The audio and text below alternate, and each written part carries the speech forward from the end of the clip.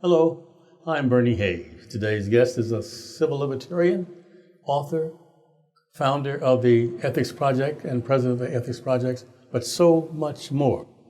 Christi Griffin is my guest today on The Bernie Hayes Show.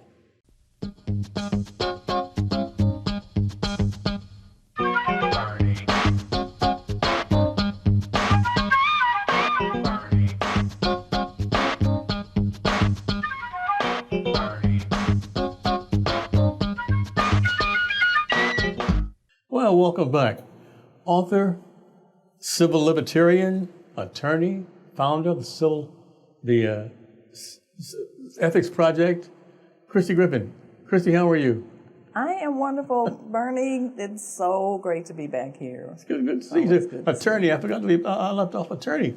Tell us about the Ethics Project. What is it? Well, the Ethics Project is actually the nonprofit that I founded transitioning out of law. I am no longer practicing law, have not for the last 15 years, although those are definitely skills that aid me in the work that I am doing now.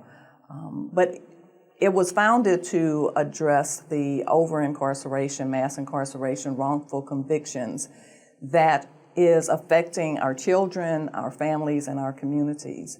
And so we've engaged in a number of different projects and workshops and education so that everyone in the community, the individual, the voters, judges, legislators are all aware that, you know, if they do the crime, they do the time is an approach that we've taken in the past that has not worked. Sure, okay.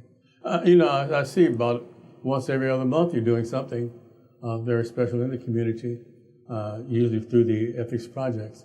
But tell us about the books that you've written. Well, the first book that I wrote was 21 Days to Joy, a daily devotional to finding joy. And I really wrote that to aid me in the work that I was doing, having such a focus on the negativity of the issues of mass incarceration, criminal injustice, the discrimination that has gone on throughout history in this country. It was very difficult for me, and the injustice that I personally faced, it was very difficult for me to sustain my joy throughout the day. And joy is very necessary. Mm-hmm. We are called to be joyful in all things. And so I wrote the book. There's an understanding that if you do something repeatedly for 21 days, that it becomes a habit and makes it a little easier. So that was the purpose of writing the book, 21 Days to Joy. How did you select that photograph on the front of the book, the footsteps going through the sand?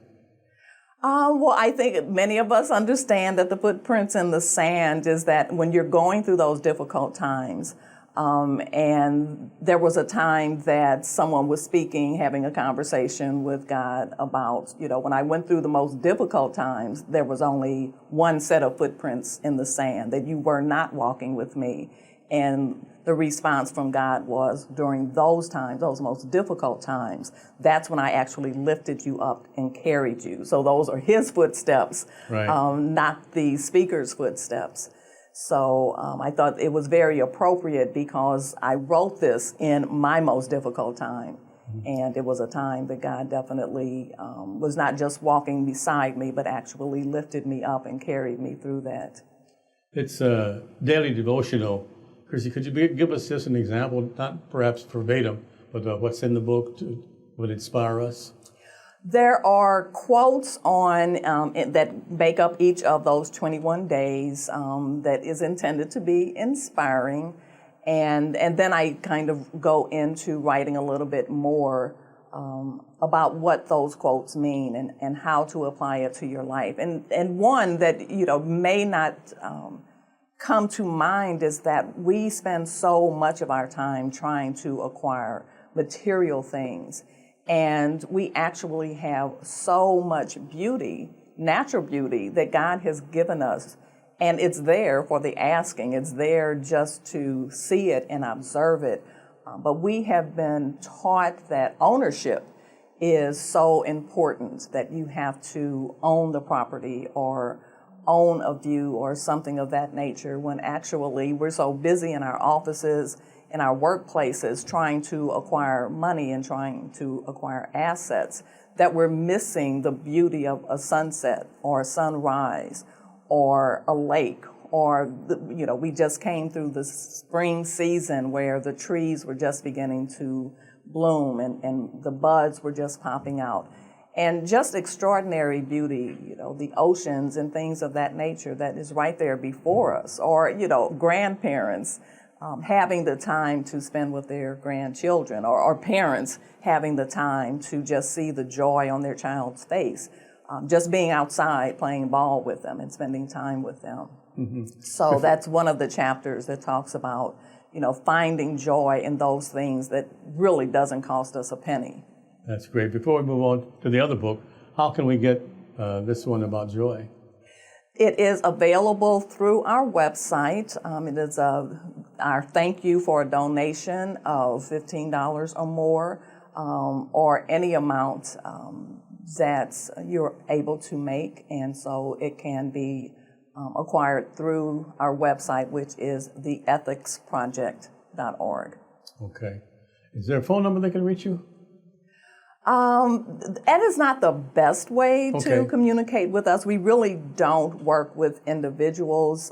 If there is an organization, our work is to work more so with the general public, with organizations, with legislators. So the best way to reach us is through the website. The information, all of the contact information is there, including the telephone number. Okay. But I can be most effective when working through organizations and trying to get the word out through larger groups of people as opposed to individuals. The next book created quite a stir when you released it. And what is that? That is Incarcerations in Black and White, the Subjugation of Black America. And again, it was written to raise awareness of a system of enslavement, which is, many of us know, many of us will accept, has been the founding of this country and the foundation of this country. America was land, physical land that was taken from the indigenous people here that we now refer to as Native Americans, giving the land itself the name America, and then built through people who were stolen from Africa and other places and then brought here and forced into labor, so that at this point, every ounce of wealth in this country is attributed to that forced labor from people who were stolen from other places. And so it goes into that detail of how that system has emerged and transformed over the years and continues to this day. I remember when you were writing the book, you were quite emotional about the injustices that were happening. And Absolutely. How did it turn out? How did the book turn out? The book turn out, and how did your emotions turn out? It's still very difficult. Mm-hmm. Literally for many, many years, this is our 15th year of the Ethics Project, and literally every single day of the past 15 years, there is some injustice that comes to my attention that is very painful, that we continue to face, that man's inhumanity to man continues to exist. And so it continues to be a very painful process. It's a very necessary process. The pain that those of us who work in civil and human rights as advocates, it's painful, but not nearly as painful as to those individuals who are subjected to those types of injustices. Yeah, I remember you were very passionate about that subject and that issue, and you were doing so much to correct it. And did the book help at all? I would like to think that the book has helped a lot. And I would also like to thank you, because you were probably the very first public conversation that I had about the Ethics Project in the very early stages of founding it. So you gave me a voice then on your radio show. And that allowed me to have the confidence to know that there was an audience that was listening, that I was able to get the word out. So, yeah, there have been a lot of changes here in this region. I would like to think throughout the country. There are many, many, many, many people doing this work. But we've seen 2 progressive prosecutors who have been elected in this region who are doing positive work to both reduce crime and redirect individuals who have been pulled into a system of crime because of the lack of opportunities very often, because of the brokenness of families, because so many people in this country have been incarcerated and affected by the system of incarceration. My guest is founder of the Ethics Project and president of the Ethics Project, Christi Griffin. And we're here at the New Life Evangelistic Center, and we'll be right back after this. It's so easy to get tired out, burned out, and worn out, and that's why we have to let the rivers of living water flow over us and believe that God is doing a new and great work at this time, standing up to the oppressors that come from every different direction, having God wash us from clean from all the fears, the worries, the uncertainties, the what-ifs, and stand up for justice at this moment. Justice doesn't mean just us. It means letting the rivers of living water flow through us as we get in touch with God. This past week, I've been reading a book on George Washington Carver, a great man who had every excuse in the world just to kind of go through life. But instead, when he saw a problem, he cried out to God and believed Him for a solution. He cried out to God at a young age, said, Lord, show me your universe. And He said, it's too great and too big for you. Well, Lord, show me man, how he's made up. He said, that's too big for you. And then he said, Lord, show me a peanut. Show me how a peanut's made up. And what did He do? God used that man to turn the South upside down as He came up with all these different usages for the peanut.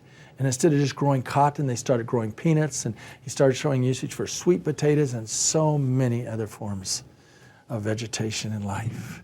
One man calling out and letting the wisdom of God flow in him and through him. This is the first day of the rest of our lives. So let's give the Lord our life, not our excuses. Let's believe Him, like George Washington Carver did, to do exceedingly abundantly beyond we can even ask or think. This is a glorious day, and He's promised to release His unlimited power in us. He says, ask, it shall be given you. Seek, and you shall find. Knock, it shall be opened unto you.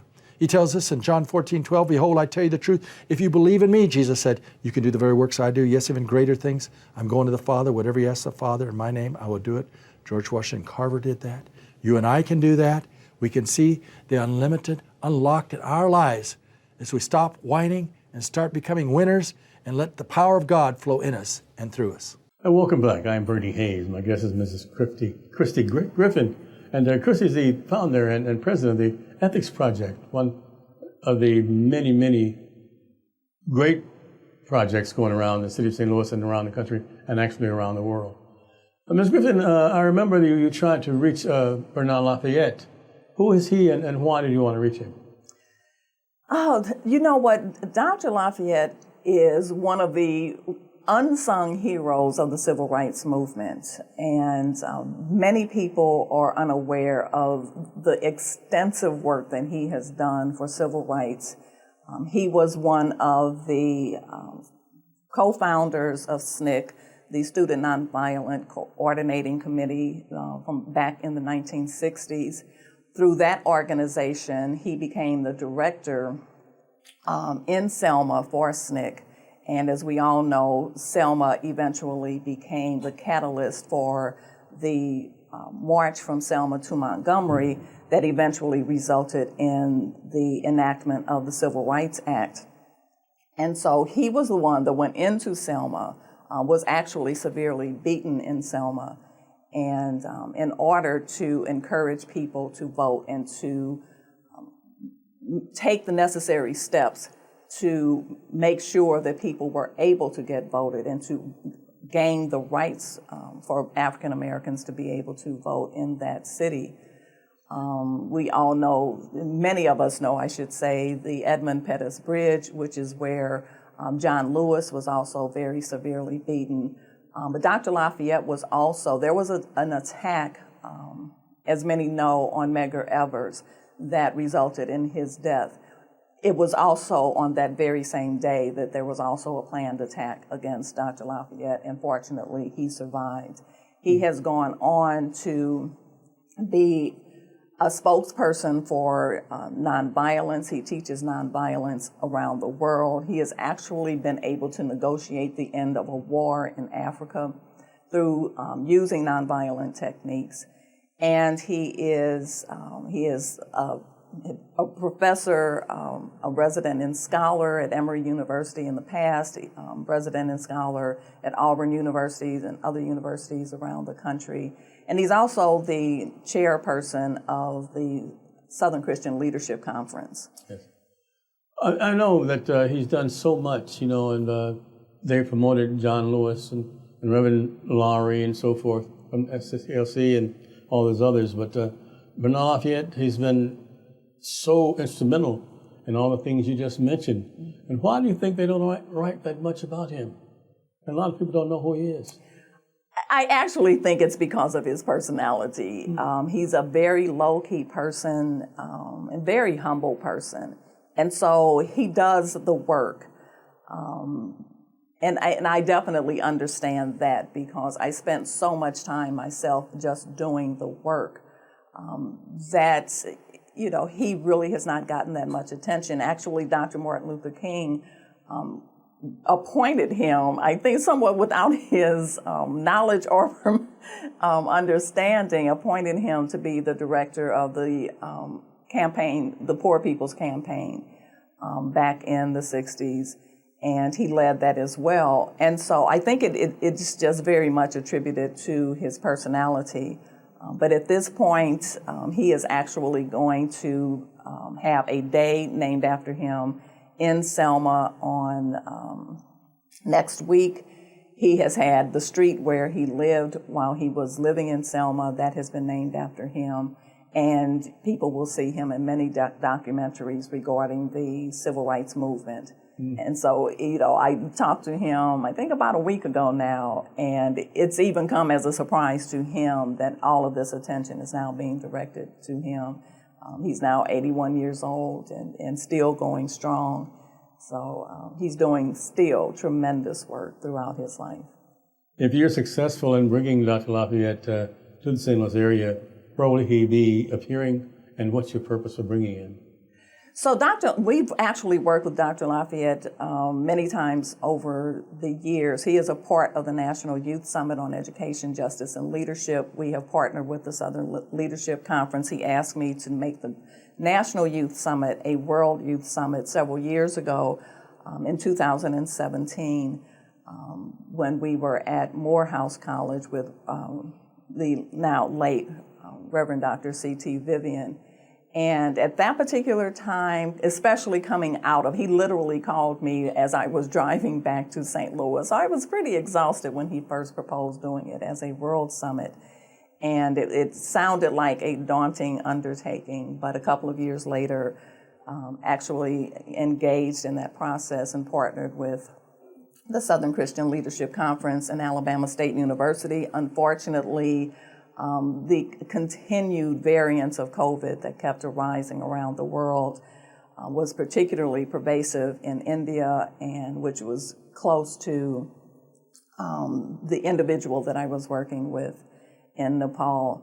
And eventually it got to the point where it became necessary to not do that in 2020. But we are going to, I should say 2021, but we are going to resume. We talked last week, and he wants again to proceed with the World Youth Summit. But he has been here several times, particularly during Ferguson. We had him speaking with congregations at Washington Tabernacle Church, at the National Youth Summit several times. He's been in Washington, D.C. with us at Howard University and at the Kennedy Center, Jackson State University. So he's worked with us extensively and has really lent his expertise to this particular subject. He's certainly done a lot.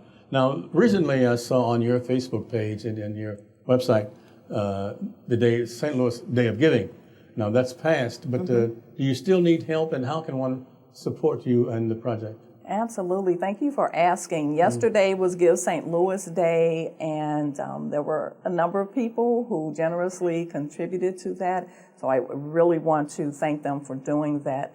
There are a lot of people who I'm friends with on Facebook and throughout the community. And we really want to emphasize that this is not an issue that belongs to any one particular person, any small group of people, or any particular organization. This is a problem. Mass incarceration, over-policing, criminal injustice, discrimination, and oppression are issues that affect all of us. And it's the responsibility of all of us, no matter what our economic status is, to ameliorate and begin to dismantle these systems. And we need everyone to be involved.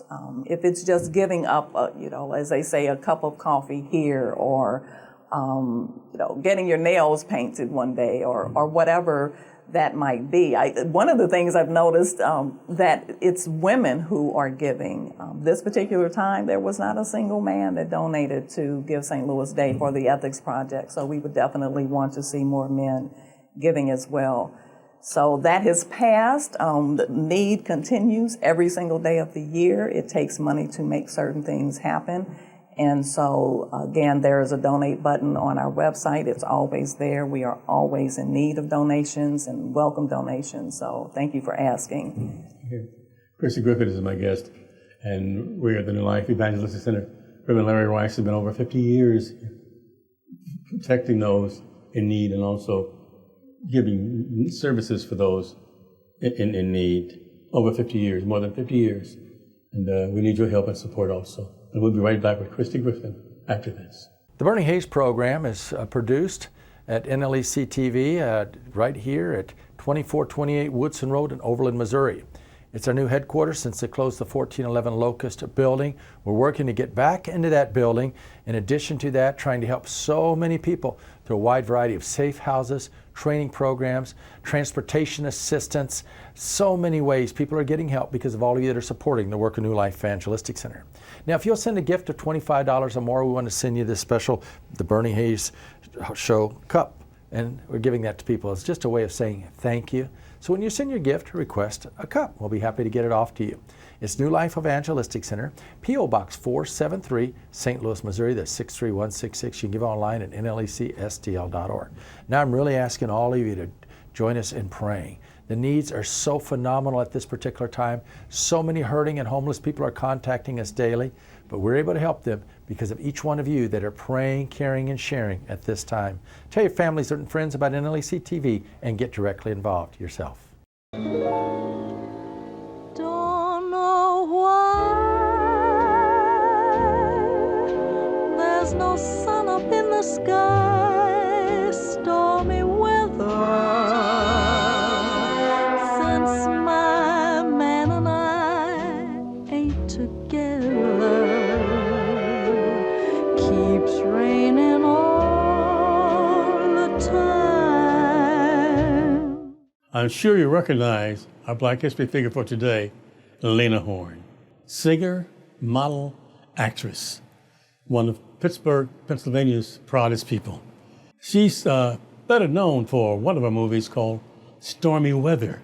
She made this a success, she and Katherine Dunham and other African-American stars, but also another wonderful picture that she made starring Ethel Waters and Eddie Rochester Anderson called Cabin in the Sky, where she performed with Rochester the War of Consequences. Lena Horne, she's lived to be a ripe old age, about nearly 100 actually, and she's best known for her generosity and her love for children and her peace-making efforts in the world. Lena Horne will never, ever be forgotten. She's one of the pacemakers in the movie industry. She made various inroads for any African Americans, and she was a peacemaker for the time. Lena Horne.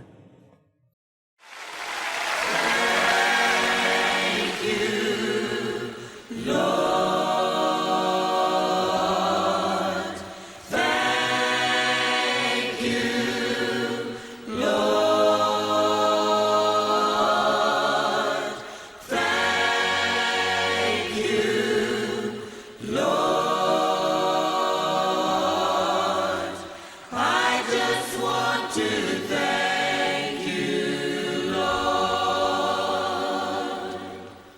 And welcome back. My guest is Christi Griffin. She is the founder and president of the Ethics Project here in St. Louis, Missouri. It was actually an international organization. Christi, is there anything that I have not asked you that you want the people to know about? Now, there are so many things that we can talk about that it's hard to narrow down to any one particular issue. Sure. But I think we're in a position, or we're in a state of transition right now where when I entered into creating this organization, I was transitioning out of law. I thought I was going to be coaching my clients to be able to circumvent the bankruptcies that had become a revolving door. But God had a different plan, and this is the focus that He had me take. I knew nothing about criminal law, nothing about the criminal justice system or the prison system. So it's been a learning process and a process of educating the public about the problems of mass incarceration. We're past the time that we have to come out of these silos and begin to work together to actually completely dismantle the system, not just have criminal justice reform, but to look at mass incarceration in our prison system not as something that contributes to society, but is costing us over $75 billion every year while our educational systems are in need, and destroying families over the smallest of infractions. While on the other hand, as everyone knows, we have watched politician after politician after politician engage in criminal and unethical conduct and pretty much goes unscathed. Okay. Are you seeking membership for the Ethics Project? It's not so much membership as people becoming involved, reaching out to us through the email and getting involved in their particular areas that they're already engaged in. So how can one reach you, and how can one get the two books? Once again, I hope Bob will show the books that we're talking about, the Black and White, Incarceration, Black and White. Both of the books are available as our thank you for donations through the Ethics Project. There are actually two different donation buttons that can be used. One is requesting the book, the other for a general donation where the book is not being requested. But if you would like the book, it is available through the ethicsproject.org. Okay, now ethicsproject.org, that's a website, is it not? That is our website, yes. Okay, well, what about through Facebook? Can they reach you through Facebook and also make these purchases? Facebook would redirect you. So we do have a Facebook page, both for the National Youth Summit and for the Ethics Project. It's going to direct you back to The website. the website to make the actual donation, Well, yes. that's great. And they can get to you through the website and offer their services and even donate, you said. Exactly. Any direction on how they can get more involved in the community and be able to support the effort to dismantle mass incarceration. Are the donations tax deductible? They are fully tax deductible to the extent that they are not receiving the book. If the book is given in as a thank you, then the cost of the book, which on Amazon is $25. We definitely encourage using the website because the cost is going to be the same. Many people will go to Amazon with the expectation of it being discounted, but if you're paying the postage, we don't charge for the postage, so it's just a donation, and then we ship the book to you at no cost for postage. And both the books are available right now. Both of the books are available. They are It's always a pleasure, Christi Griffin. Thank you so much for taking time to come visit with us. And we want to talk to you. We'll get to you through the ethicsproject.org. And thank you so much for everything that you've done and everything that you're going to do. Well, thank you for giving us a voice. It's always a Appreciate pleasure. it, Bernie. And we're here at the New Life Evangelistic Center, 2428 Woodson Road in Overland, Missouri. Reverend Larry Rice is here to help you and to help your causes. So we need your help also. I'm Bernie Hayes. Have a great day. And if you're not vaccinated, please get your shots. Stay safe and keep others safe also. Have a good day.